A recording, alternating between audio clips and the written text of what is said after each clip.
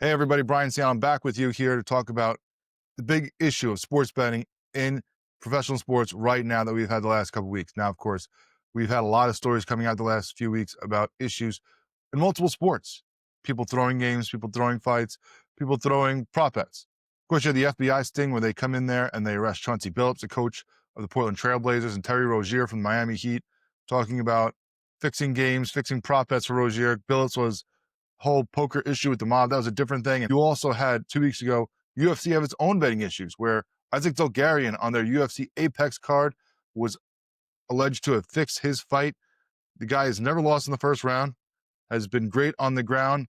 He's an up-and-coming prospect and all of a sudden loses in the first round by a submission that he basically helped the guy put on him. And all this happened after lots of sports betting came in on those things happening in the hours before the fight. And they even asked him about it before the fight. He said, no, I have no idea what you're talking about, but then goes and does exactly what everybody was betting on.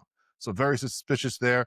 He has been cut by the UFC. He has been dropped by his gym and has gone dark ever since that fight. I have not heard anything from him of himself trying to clear his name. You also had indictments recently in MLB for Emmanuel Clase and Luis Ortiz for rigging pitches for prop bets.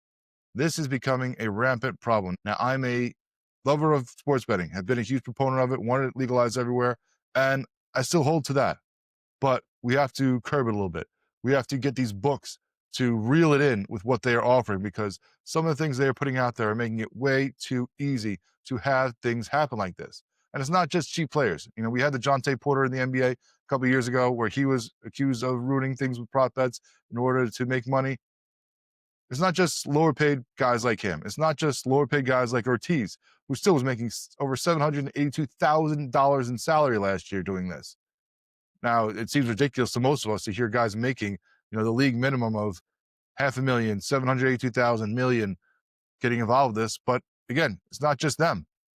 It's not just fighters like Dolgarian who are getting paid very little on a UFC Apex card and need that money, who are, according to his own interviews, living in tough times. So with those guys, it makes more sense that it happens. We don't want it to happen.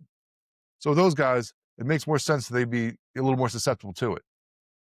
Even though to you and me, that seems ridiculous for what we make. But now you're getting guys like Class A, who made 4.9 million this year and was going to make 6.4 million next year. And Terry Rozier, who in 2023, when he was accused of messing up with these prop bets, was making $21.5 million. So it's not just the guys on the low end. It's guys with the big salaries too, and that's a problem. While you don't want it, it's easier to understand when the guys barely hanging on are the ones trying to get this extra dough. But when the guys making millions of dollars are doing it, it's a big, big problem, and it's becoming an epidemic, and a lot of it stems from all these things we're putting out there that are too easy to manipulate. Cut down on the prop bets. Stop instant ones, especially like betting on a pitch, betting on the next play, betting on who's going to make the first shot or take the first shot, or some of these other things that are on there, because so much of it is just chance, and it's just ridiculous and easy to manipulate. You get to a guy who just has to make one play different, and all of a sudden that changes the bet and can swing things for hundreds of thousands of dollars. That's just insane. Also, start putting more bet limits on these. These are fun. These are, good things to have, different ways to bring people in when they might not feel good about just the spread or who's going to win, but there are way too many of them, and we're letting too much money be put on them. This should be maybe $1,000, probably even less, a couple hundred at most, being able to put on these. And you definitely shouldn't be able to stack and stack and stack and stack and stack some of these ridiculous ones, because that just makes it insane. Limit them, limit how much you could put on them. It's harder to fix a game when you have a bunch of guys involved. It's harder to fix a sport in general. Now, of course, if it's an individual sport like a fight or like a tennis match, that makes it a lot easier to do that, and you have to be more vigilant with that. But obviously, as we said, it's not just the money. So it's got to be about what happens if you get involved with this. Make it not worth their while, because sure, you might make some cash on it, but if we're going to catch you, you're out of the sport forever and you're going to jail. Because how much money is worth your freedom? You have to make it harsh on them to not want to do this. And lastly, all these leagues, these fight promoters, everybody, all these sports have betting monitor partners, because you don't want to be involved with that, because you want to know when something is fishy is up.